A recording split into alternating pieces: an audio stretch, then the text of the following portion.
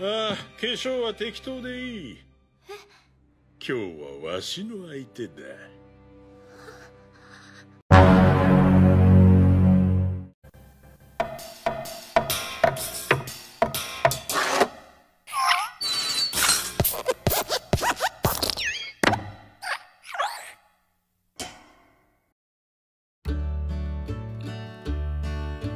Rafa Purnomo, Henry Collins, Fahris Gaming, Hidayat, Julian Apta, Rahman Danu. Hai minasan, terima kasih sudah klik video ini dan selamat datang di channel Kokonim. Oke, di video kali ini Mimin akan merangkum keseluruhan cerita dari anime berjudul Ansatsu Kizoku. Anime ini menceritakan seorang pembunuh bayaran yang tidak disebutkan namanya dan selalu berhasil menyelesaikan tugas dengan begitu sempurna. Namun suatu hari ia dijebak oleh organisasi yang menaungi para pembunuh bayaran hingga membuat dirinya pun harus meregang nyawa. Akan tetapi di alam kematian sang pembunuh justru bertemu dengan seorang dewi yang akan mereinkarnasi dirinya ke sebuah dunia lain serta diberikan satu misi khusus, yakni membunuh sang pahlawan. Mampukah sang pembunuh bayaran menyelesaikan misi tersebut? Oke, seperti biasa, jika kalian suka dengan konten seperti ini, bisa klik tombol subscribe yang ada di bawah. Dan Mimin juga minta like-nya sebagai uang parkir. Tanpa banyak basa-basi lagi, langsung saja simak ceritanya. Lanjut.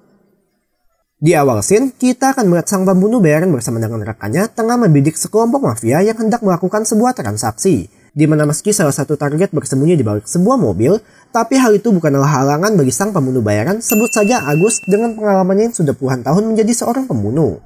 Kemudian setelah beberapa orang target berhasil dimusnahkan, Agus tak membantai habis sisanya karena misinya adalah membunuh para petinggi, bukan melenyapkan sebuah kelompok mafia. Di mana ia beranggapan kalau misinya adalah supaya membuat kelompok mafia itu mengganti struktur kepemimpinan.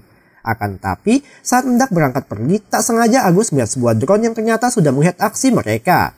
Akibatnya, dengan cepat pasukan penjaga perbatasan pun langsung dikerahkan hanya demi mengejar mobil Agus.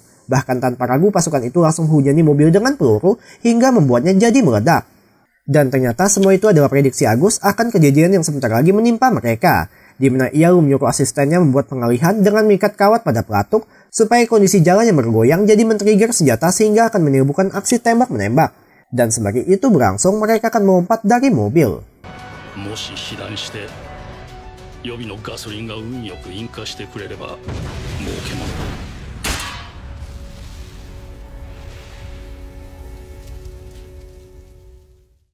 Dikarenakan kamera inframerah dari drone masih akan terus berpatroli di area sekitar, mau tidak mau Agus bersama rekannya pun harus bermalam di sana menunggu sampai suhu udara naik. Dan terjadilah percakapan di antara mereka, di mana misi itu ternyata adalah misi terakhir Agus yang sebentar lagi akan pensiun. Dengan dirinya ditugaskan menjadi pengajar untuk melatih para pembunuh baru. Dan tugas kali ini rupanya adalah bagian dari latihan Agus untuk melatih rekannya yang adalah seorang pendatang baru. Sontak sang rekan pun tak terima jika harus disamakan dengan seorang amatir, tapi semua ocehannya itu berhenti ketika Agus menodongkan sepucuk pistol ke arah jenongnya. Terjadi suasana penuh ketegangan di antara mereka, sampai-sampai membuat semua yang telah diajarkan selama masa pelatihan pun seketika jadi hilang. Tapi semua itu adalah tes yang sengaja dilakukan oleh Agus demi menjaga rekannya supaya dapat bertahan hidup.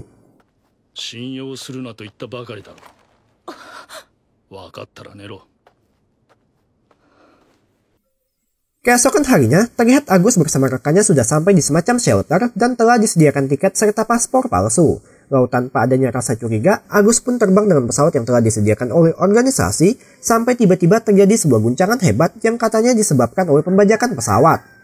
Lantas, Agus yang mempunyai insting tajam pun akhirnya mengerti kalau semua ini adalah jebakan dari organisasi, mulai dari dirinya yang ditugaskan bersama beban, pesawat drone yang tiba-tiba muncul, sampai pembajakan pesawat adalah skenario dari organisasi untuk menghabisi dirinya. Dan dugaan itu pun semakin diperkuat saat melihat dashboard kokpit pesawat yang telah disabotase dengan bom.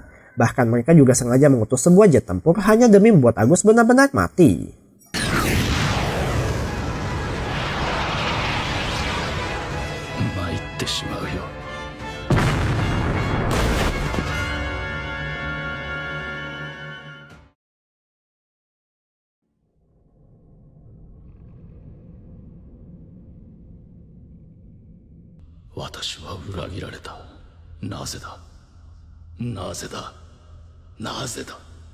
Di alam kematian, Agus pun benar-benar merasa kecewa mengingat semua pengabdiannya selama ini malah berbuat dengan pengkhianatan. Dan disinilah terjadi sebuah keajaiban saat Agus dipertemukan dengan sang Dewi lalu memberikan dua pilihan pada dirinya. Pertama, terlahir kembali dengan semua ingatan yang akan dihapus, atau kedua bereinkarnasi ke isekai dengan pengetahuan serta pengalaman yang tetap tapi diberikan misi khusus yakni membunuh sang pahlawan.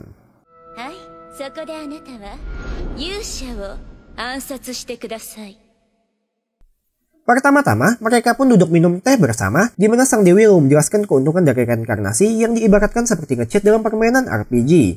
Kemudian dengan kekuatannya, ia pun masukkan semua pengetahuan umum dari dunia itu dalam pikiran Agus agar lebih menghemat waktu. Akan tetapi ada satu hal yang tidak Agus pahami, yakni kenapa pahlawan harus dibunuh. Menurut penjelasan dari sang dewi, 18 tahun setelah Agus bereinkarnasi ke dunia itu, sang pahlawan yang telah mengalahkan Raja Iblis akan membawa kehancuran pada dunia. Maka dari itu, Agus harus membunuhnya tepat setelah sang pahlawan mengalahkan Raja Iblis. Serta alasan kenapa dirinya yang terpilih adalah karena hanya sosok pembunuhlah yang bisa membunuh sang pahlawan. Tentunya Agus juga tak langsung direinkarnasi begitu saja, yang mana sang dewi akan memberikan kebebasan bagi Agus untuk memilih 5 skill khusus yang terdiri dari peringkat S, A, B, C, dan D.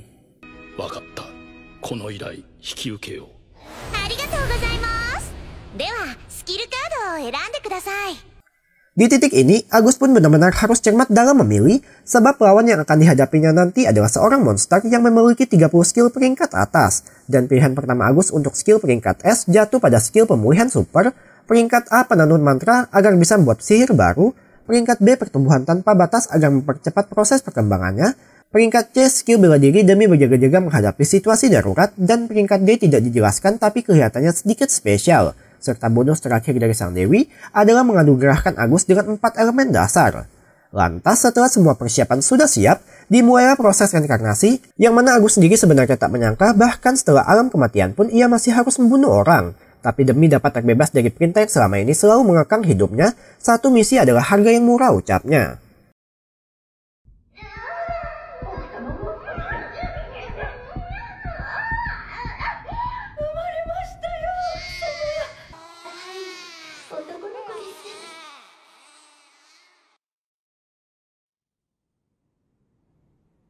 Oke, perkenalkan kedua orang tua baru dari Agus, sang ayah bernama Xian Tuahade, sang ibu bernama Esri, dan untuk putra mereka diberi nama Luke Tuahade, dan kehidupan baru Luke pun baru akan dimulai. Beberapa tahun berlalu, nampak Luke yang kini sudah menginjak usia 7 tahun dan sedang melakukan perburuan di hutan wilayahnya, di mana berkat pengalaman serta skill yang dipilihnya dari sang dewi dulu, Luke pun tumbuh menjadi seorang pemburu handal sedari lahir.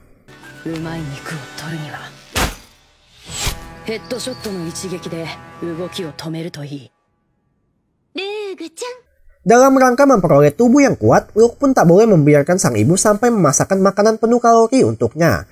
Maka dari itu, ia kerap memasak sendiri makanan bergizi tinggi, dan lagi-lagi berkat pengalaman dari kehidupan lamanya, Luke pun bisa menyajikan hidangan yang bahkan belum pernah ada di dunia itu. Akibatnya, ia pun kerap dipandang sebagai anak emas oleh ayah serta ibunya. Akan tetapi di balik sosok keluarga yang bahagia terdapat sebuah rahasia besar karena keluarga Tuahade rupanya adalah sebuah keluarga pembunuh berkedok kedokteran, di mana mereka kerap mendapat perintah langsung dari sang raja untuk melenyapkan tikus-tikus koruptor. Dan Luke yang merupakan penerus tunggal dari keluarga Tuahade pun sering mendapat pengetahuan untuk membunuh serta teknik medis dari ayahnya.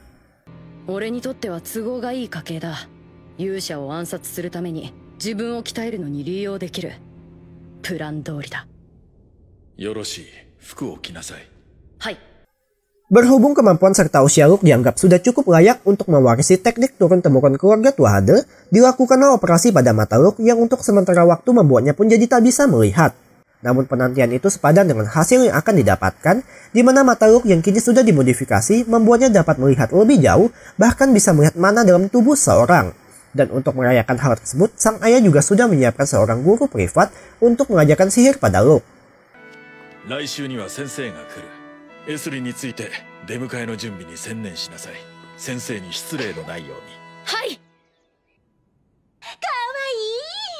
Akan tetapi Luke pun harus bertahan dengan penampilannya sekarang dikarenakan sang ibu dari dulu selalu menginginkan seorang anak perempuan. Dan inilah dia sang guru privatnya, yakni seorang bocah bangsawan bernama Dia Vicone.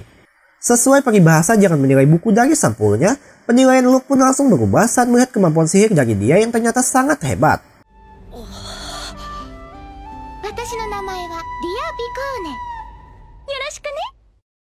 Kemudian pelajaran pertama yang akan Luke terima adalah mengukur kapasitas mana di tubuhnya menggunakan sebuah batu disebut batu Var. Dan disinilah dia yang awalnya cukup terkesima melihat kapasitas sihir Luke berubah menjadi sangat terkejut ketika mana Luke bisa merambat keluar dari tubuh, sampai-sampai membuat batu var pun tak sanggup lagi menampung mananya.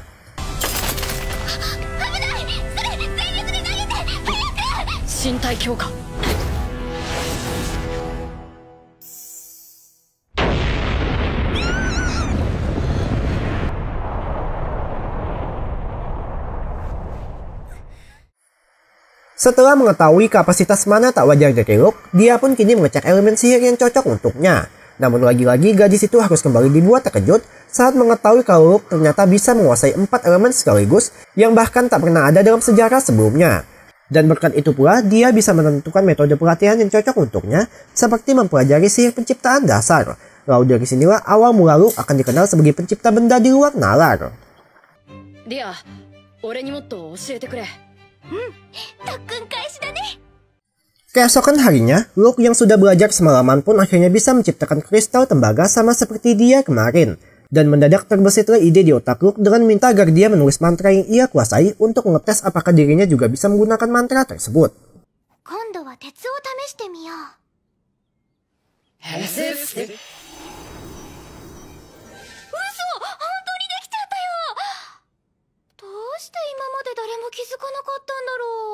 Melihat uji cobanya itu berhasil, Luke pun semakin semangat mencoba berbagai hal lain, di mana ia dibantu dengan dia mulai modifikasi mantra agar dapat menciptakan unsur baru.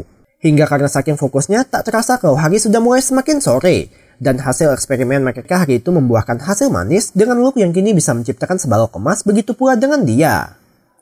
Keesokan harinya, pelatihan Luke pun berlanjut ke tingkat yang lebih expert, di mana dirinya kini bisa menciptakan sebuah senapan, serta mengkombinasikan sihir api untuk menembakkan peluru dari sana. Yang hal itu juga lalu ditiru oleh dia, sehingga mereka berdua pun bisa menguasai sihir tersebut. Akan tetapi, eksperimen Luke tak berhenti sampai di situ, yang mana ia lalu menciptakan sebuah meriam besar.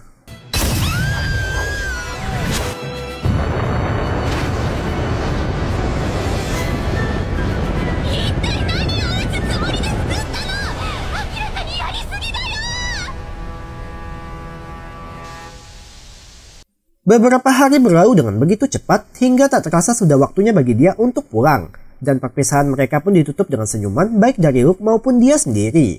Lantas melihat putranya tumbuh dengan begitu cepat, Xian pun merasa sudah waktunya bagi Luke untuk menjadi penerus tua Hades seutuhnya. Di mana ia membawa Luke ke sebuah penjara berisikan para tahanan terpidana mati, lalu meminta Luke untuk melakukan pembunuhan pertamanya pada seorang gadis yang sekilas terlihat mirip dengan dia. Dijelaskan kejahatan yang dilakukan gadis itu adalah merampok, membunuh, membakar, dan banyak macam lainnya. Dimana meski sudah menangis sambil mohon ampunan, serta beralasan semua itu terpaksa ia lakukan untuk bertahan hidup, Luke tanpa menunjukkan empati sedikit pun langsung menebas tangan gadis itu sampai putus, hingga terkuaklah sifat sebenarnya dari gadis itu.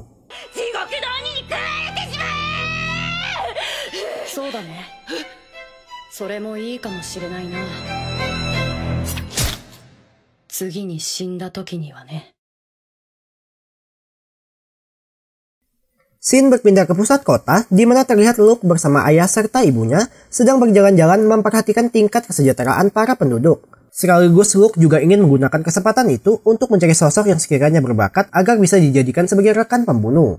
Akan tapi karena sangat jarang ada rakyat jelata yang dianugerahi dengan energi sihir, pencarian itu pun tak membuahkan hasil bagus.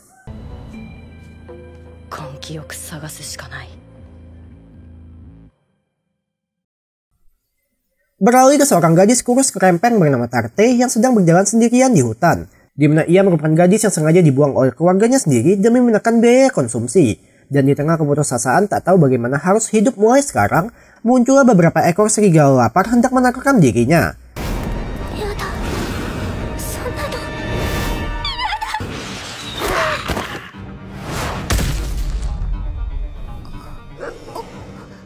Namun beruntung di waktu yang tepat muncul Luke datang menolong. Dengan hanya bermodalkan pelindung lengan serta sebilah pisau di tangan, setiap serangan dari serigala pun berhasil ditahan. Lalu dengan menggunakan sebilah pisau, Luke pun menyerang dengan mengincar titik fatal yang hanya dengan sekali serangan saja berhasil membuat hewan karnivora itu mati satu persatu.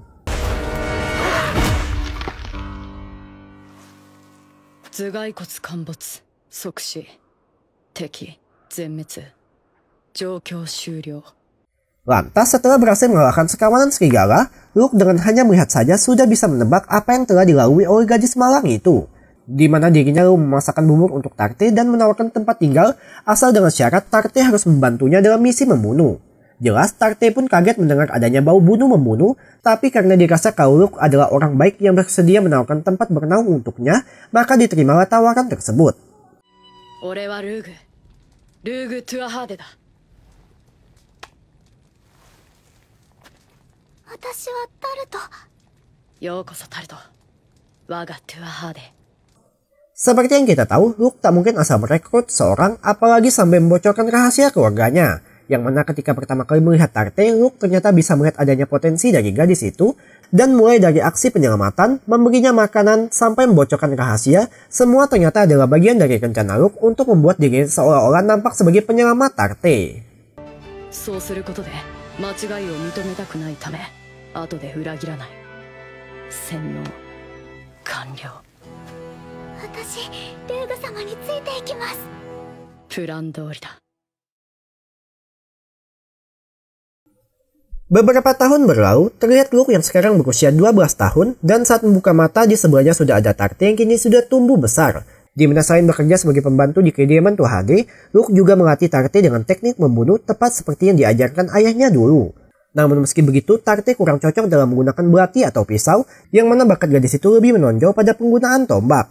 Oleh sebab itu, agar dapat maksimalkan bakat Tarte dalam bidang membunuh, Luke pun menciptakan sebuah triple stick atau nunchaku yang dapat menyambung menjadi sebuah tombak. Dan dengan begitu akan membuat Tarte pun bisa mengeluarkan potensi dalam dirinya secara maksimal serta lebih praktis untuk disembunyikan.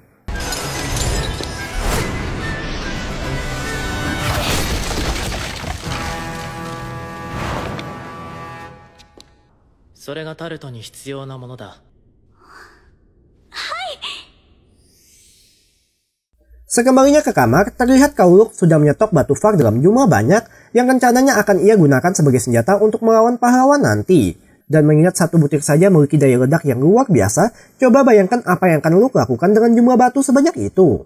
Namun tak berselang lama, datang Tarte melaporkan kalau Xian manggil Luke ke ruang latihan, di mana sang ayah ingin memastikan kembali kalau Tarte bukan seorang mata-mata. Dan Luke pun menjawab setelah menganalisis semua tindakan, ekspresi, serta cara komunikasi Tarte selama ini, ia yakin betul kalau Tarte bukanlah seorang utusan dan pertemuan mereka terjadi murni karena kebetulan semata.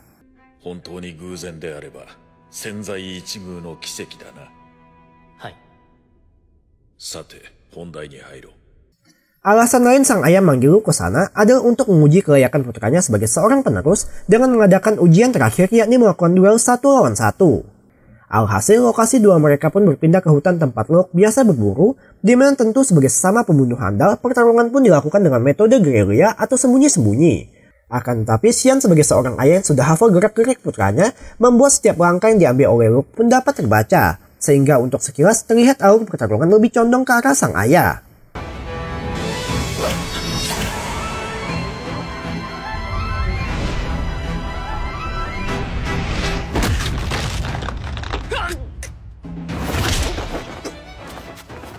Akan tapi Luke yang unggul dalam segi kekuatan berkat skill pun merubah taktik serangan dengan dirinya sengaja keluar ke tempat terbuka guna mancing sang ayah agar melakukan pertarungan jarak dekat. Dan benar saja langsung terdeteksi serangan dari dua arah sekaligus dengan sisi kiri berhasil dihindari serta sisi kanan dapat ditangkis. Tapi tiba-tiba...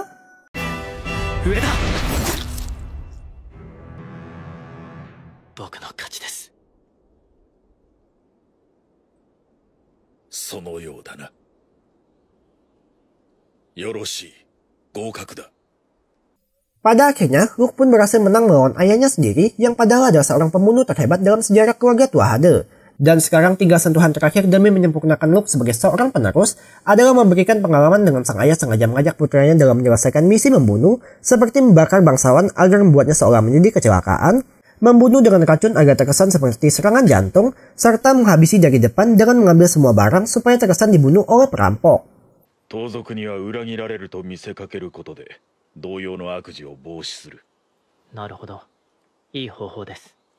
Dan terakhir, agar Luke juga dapat menjadi seorang manusia yang dapat menentukan langkahnya sendiri, sang ayah pun menyuruh Luke keluar merantau menjadi seorang pedagang dengan mengganti identitasnya menjadi anak dari seorang kepala perusahaan dagang bernama Ilik Balor. Alhasil, keesokan harinya berangkatlah Luke memenuhi mandat ayahnya dengan juga akan ditemani oleh Tarte.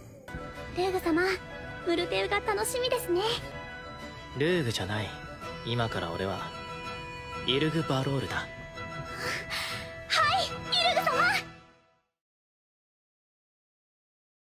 Latar beralih ke sebuah kota perdagangan dan cerita akan berfokus pada seorang gadis jalanan bernama Maha yang bekerja sebagai pemandu wisata, di mana secara spesifik Maha bertugas mencari calon pelanggan dan beberapa gadis lain yang terdiri dari Carrie, Noin, Eva, Connor, dan Michelle akan mengantar sang turis ke lokasi tujuan mereka.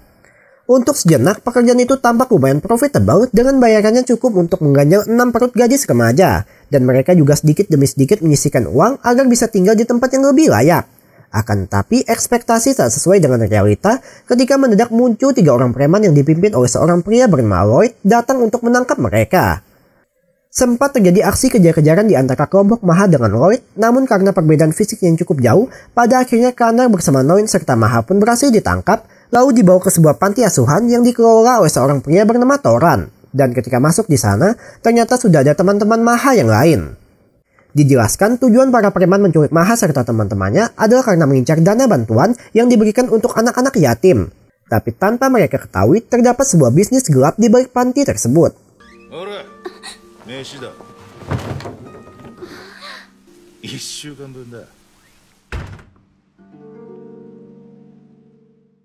Semenjak harus tinggal di panti itu, dari sinilah neraka bagi Maha dan teman-temannya akan dimulai karena mereka dipaksa untuk bekerja tanpa henti. Yang ketika berani melawan, maka Lloyd akan memukul mereka.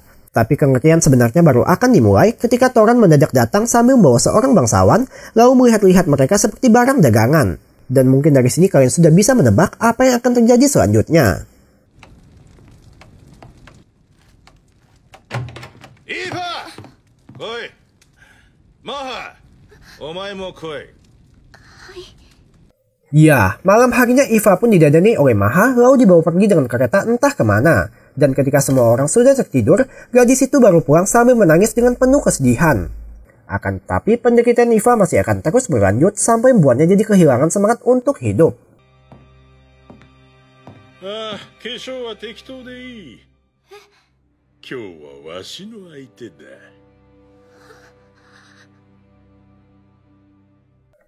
Tak hanya Eva saja, teman-teman Maha yang lain pun ikut menjadi korban sampai-sampai membuat Noin tak mau dibeli lagi pun sengaja merusak wajahnya sendiri. Dan Maha yang melihat hal tersebut pun langsung menghentikan aksi temannya hingga mereka berdua lalu terjatuh.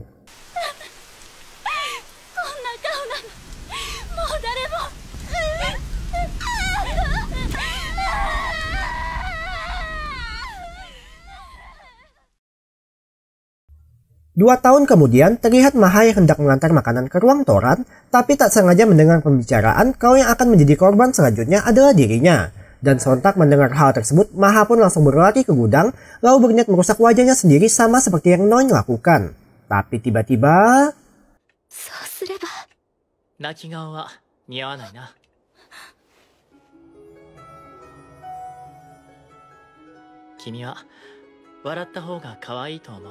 Ya, datang Luke dengan penyamaran barunya di waktu yang tepat, di mana ia ingin membeli salah satu dari mereka untuk dijadikan sebagai asisten. Dan pilihan pun langsung jatuh ke Maha yang akan dibeli secara tunai dengan harga tinggi. Akan tetapi Toran yang masih belum mencicipi Maha pun tak mau melepasnya pergi, di mana ia meminta Luke untuk kembali dalam 3 hari ke depan.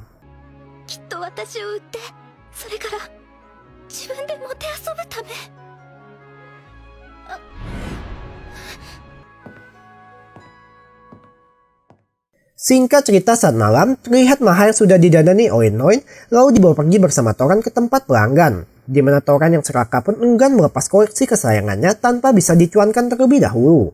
Dan Maha yang tak mau ternoda memberanikan diri untuk melawan, lalu bergegas kabur masuk ke dalam hutan. Akan tapi Lloyd yang ternyata juga bisa menggunakan sihir tak semudah itu melepaskan Maha pergi. Beruntung di waktu yang tepat muncul Luke datang menolong, sehingga tentu penjahat kelas teri seperti mereka bukanlah tandingan bagi seorang assassin terbaik di dunia. Dan pada akhirnya panti pun digerebek oleh pihak keamanan, serta wajah rusak Noin juga sudah disembuhkan.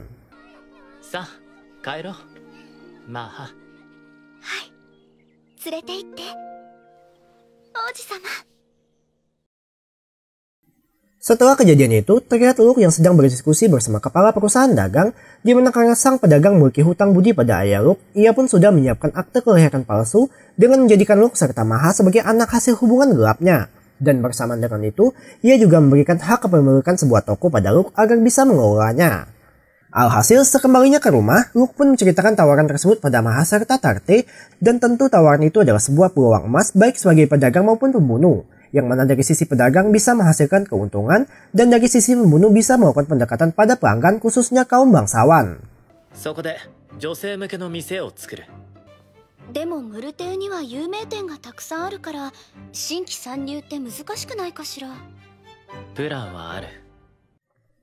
Keesokan harinya, terlihat Luke yang sedang mendemonstrasikan produk yang akan ia jual, yakni sebuah pelembab. Di mana di dunia itu pelembab masih belum ditemukan, sehingga kebanyakan make up di sana dapat membuat kulit mengering lalu jadi rusak. Dan tentu penemuan dari Luke adalah sebuah terobosan baru karena dapat digunakan bersamaan dengan make up. 確かにすごく化粧がのりますわ。気に入っていただけましたか？ Akibatnya, baru beberapa hari saja toko Luke berjalan, ia pun langsung kebanjiran orderan serta mendapat undangan dari berbagai bangsawan. Tapi semua itu bisa dihandle berkat bantuan Maha serta teman-temannya. Dan masalah yang harus Luke tangani sekarang adalah para pesaing bisnis yang ingin mendapatkan cara pembuatan pelembab. Bahkan mereka dengan sengaja mengutus seorang pembunuh ke kediaman Luke agar bisa menculiknya.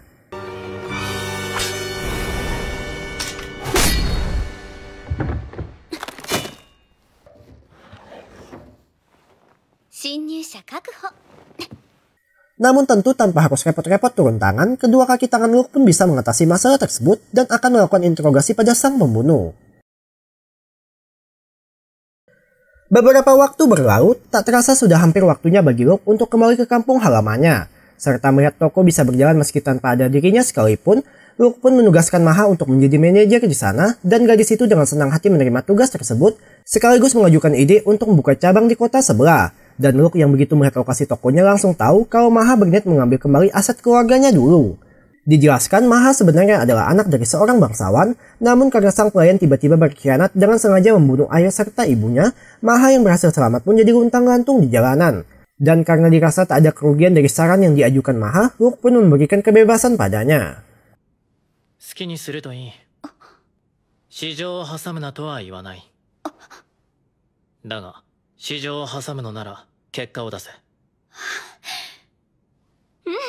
もちろんよ。 Keesokan harinya, berangkatlah Luke bersama Tarte pulang ke wilayahnya, dan sebagai bentuk perpisahan, Maha pun memberikan sebuah boneka kecil serta bilang tak masalah meski dirinya hanya dianggap sebagai alat untuk membunuh karena semenjak Luke datang menyelamatkannya, ia sudah menaruh hati padanya. この先、私の残った人生はあなたを助けるために使うわ。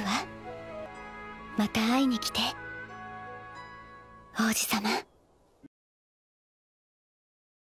Singkat cerita, sesampainya di kediaman Tua Hade, Luke pun langsung dipeluk dengan penuh kerinduan oleh ibunya, dan ketika bertemu dengan sang ayah di ruang kerja, Xian tak menyangka Luke justru menjadi seorang pebisnis sukses dengan bisa menciptakan produk kosmetik baru. Dan karena itu pula, sang ayah pun memberikan pilihan pada putranya belum terlambat untuk meninggalkan pekerjaan membunuh, karena Luke juga bisa sukses dengan bekerja sebagai pedagang. Meski Tua Hade bekerja untuk menyingkirkan penyakit dalam kerajaan, tapi jika suatu hari nanti aksi mereka terungkap, kerajaan tak akan melindungi malahan membuang mereka. Dan itulah alasan sang ayah memberikan identitas baru pada Luke agar bisa hidup sebagai orang lain. Akan tapi Luke pun menolak tawaran tersebut karena dirinya sudah berdedikasi di bidang itu, sekaligus ingin menikahi dia yang seorang bangsawan. Dan tentu status pedagang saja tak cukup untuk itu. Sontak, Xian mendengar keinginan konyol putranya pun tertawa terbahak-bahak, lalu memberikan misi pertama pada Luke untuk melenyapkan seorang bangsawan yang menjual rahasia militer pada negara lain dengan imbalan berupa narkoba dan disebarluaskan pada masyarakat. 私は口を出さない。自分のやり方でやりなさい。完璧にやってみせます。俺はルーグ・トゥアハーデだ。 Pertama-tama, Luke pun tak langsung menghabisi target, di mana ia ingin memastikan kelayakan orang itu untuk dibunuh atau tidak, dengan mengirim pesan pada Maha agar mencari informasi mengenai target. Dan sebagai menunggu balasan dari Maha, Luke bersama Tarte juga akan menyusup ke wilayah target untuk melihat langsung keadaan di sana.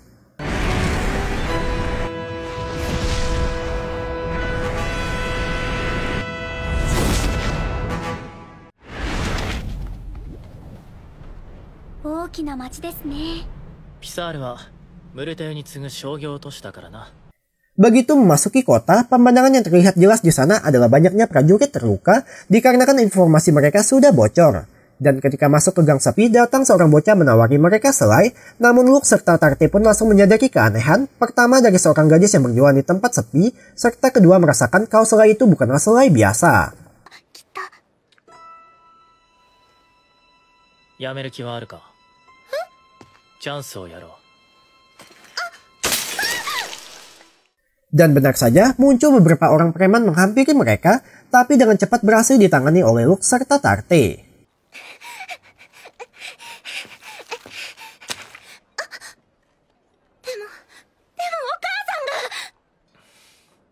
Lantas dibawa mereka ke rumah si gadis, di mana Luke serta Tarte pun akhirnya melihat langsung efek dari narkoba yang membuat penderitanya jadi tak bisa berpikir jernih. Namun dengan cepat Luke langsung melumpuhkan sang korban lalu seperti menggunakan sihir padanya. もう麻薬を必要としない体にした。だが精神的な依存は別だ。撤収する。はい、ルーグ様。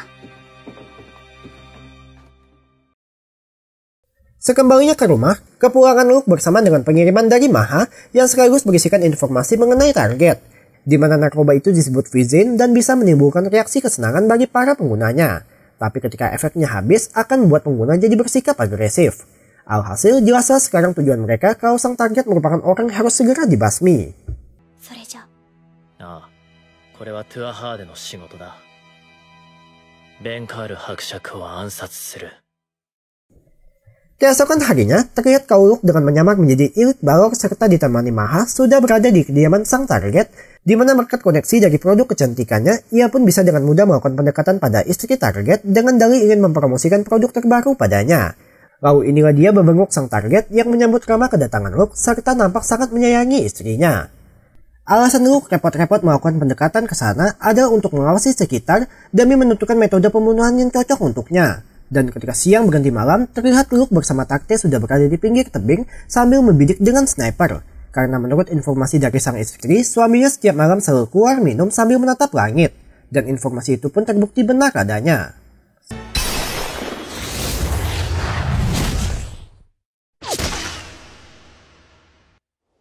Nimmu kanryou.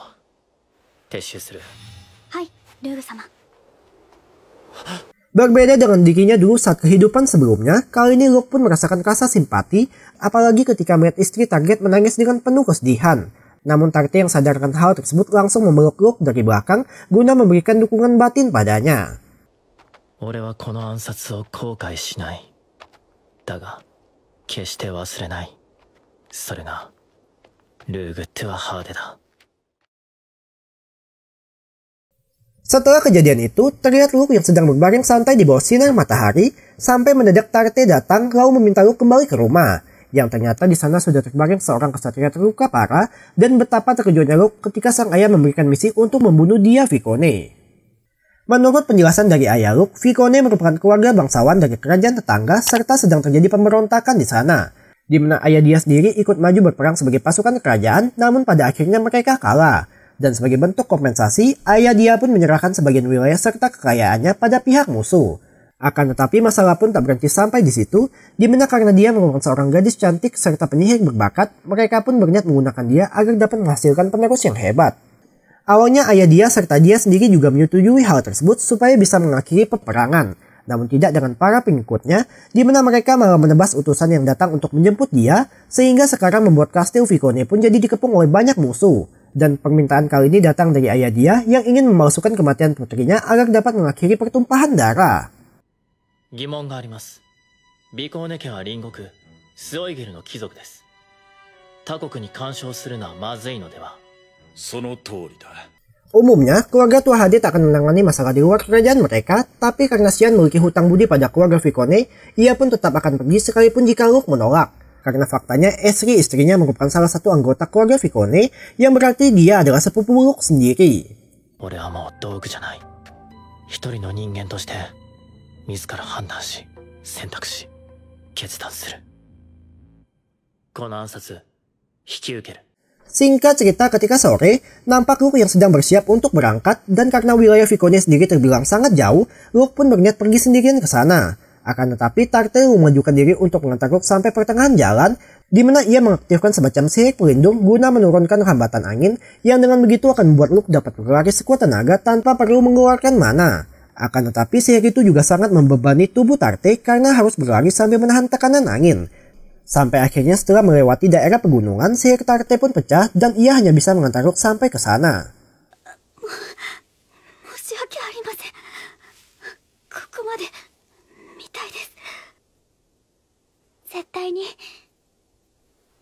絶対にお二人で帰ってきてください。ああ。 Sebenarnya dalam hati Tarte sendiri, ia sangat sedih karena sosok penyelamat sekaligus pria yang ia cintai lebih memilih orang lain ketimbang dirinya. Dan begitu Luke sudah pergi, Tarte pun hanya bisa menangis mengetahui cintanya tak akan pernah terbalas.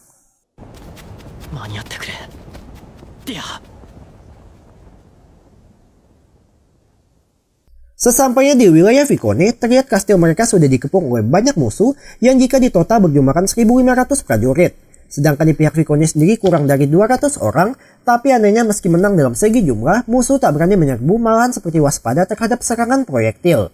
Dan Luke yang melihat hal itu langsung bisa menebak kalau dia pasti menggunakan senapan untuk memberikan dukungan sehingga membuat musuh jadi waspada. Alhasil demi membuat pengalihan, Luke pun menembak satu persatu pimpinan musuh untuk membuat mereka jadi panik. Serta di sini pula Luke akhirnya menggunakan batu far yang selama ini ia simpan dengan menembaknya melalui panah.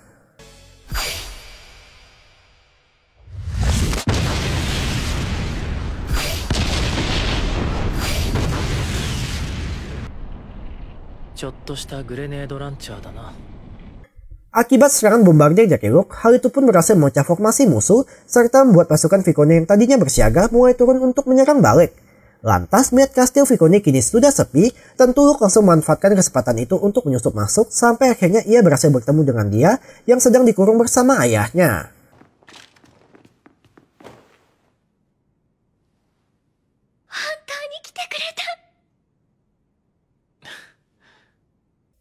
Terjadi perkenalan antara Luke dengan calon mertuanya bernama Dimor Vicone, di mana Luke lalu menjelaskan rencana untuk memasukkan kematian dia dengan akan membakar ruangan serta menukar jasad dia dengan salah seorang prajurit yang Luke bunuh tadi.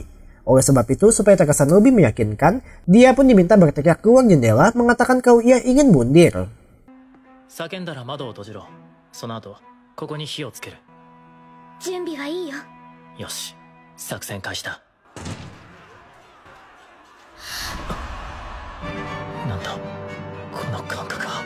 Namun tiba-tiba Luke kembali merasakan feeling aneh sama seperti di kehidupan lamanya dulu. Dan benar saja dari kejauhan mendadak melesat sebuah tombak besar yang langsung membantai habis para prajurit.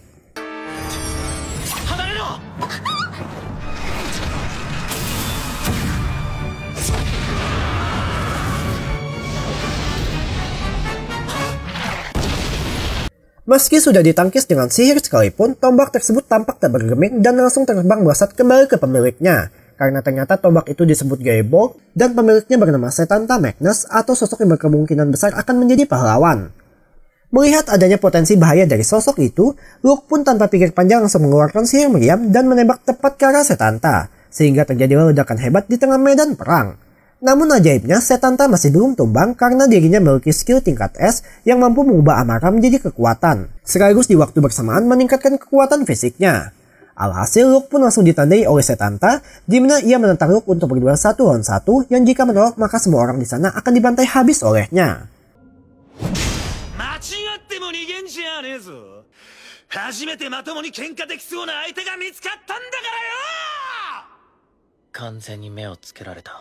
Mengetahui kalau mereka sama sekali tak memiliki kesempatan baik untuk kabur maupun menang, disinilah kita akan melihat pertarungan paling nge-cheat dalam sejarah anime isekai. Di mana Luke tiba-tiba mengeluarkan sebongkah logam lalu lanjut menerbangkannya ke langit, dan jika kalian tanya benda itu apa, sebentar lagi juga tahu. Lantas dengan membawanya dia untuk menjadi saksi atas duel mereka, Luke sepertinya mempunyai semacam rencana yang mana ia sengaja mengulur waktu, mulai dari memperkenalkan dirinya dengan nama palsu, lalu mengajukan syarat jika dirinya menang maka Setanta harus menarik mundur pasukannya, serta terakhir meminta mereka pergi supaya tidak terkena dampak dari duel mereka. Yang semua persyaratan itu pun disanggupi oleh Setanta hingga dimulai duel mereka dengan sinyal berupa jatuhnya sebuah koin ke tanah. Tapi tiba-tiba...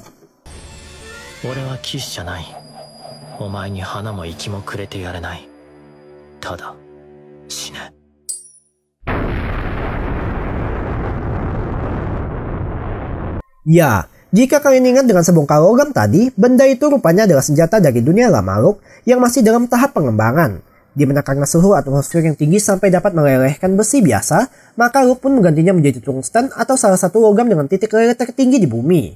Dan itulah kenapa pertarungan final ini ampas banget menurut Mimin. 決闘はタングステンの槍を投げた時から終わっていた。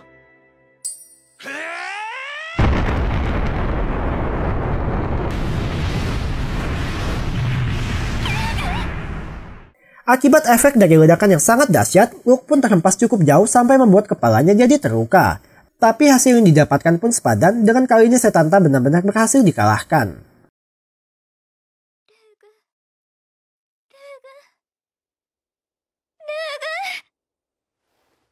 Dia. Pada akhirnya, Luke pun berhasil menyelamatkan dia tapi gagal untuk memalsukan kematiannya. Maka dari itu, dia pun disembunyikan dengan dibawa pulang ke kediaman tua Hade, sementara untuk ayahnya akan tetap berada di sana demi membentuk kekuatan agar bisa merebut kembali kursi pemerintahan.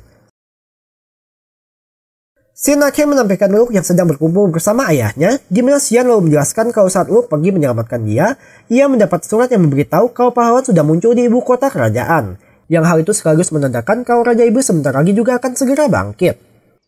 ようこそおいでくださいました。紹介します。こちらが勇者エポナ・リアンノン殿です。 Tamat.